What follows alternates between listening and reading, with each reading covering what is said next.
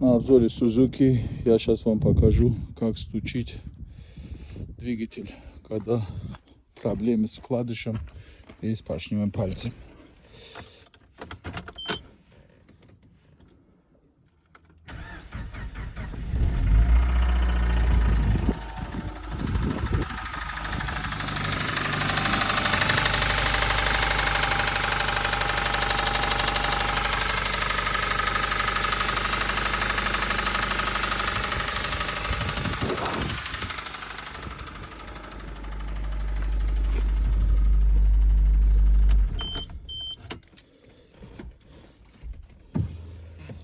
Вот так у нас стучит двигатель, когда дается стук в поршневом пальце или вкладыше.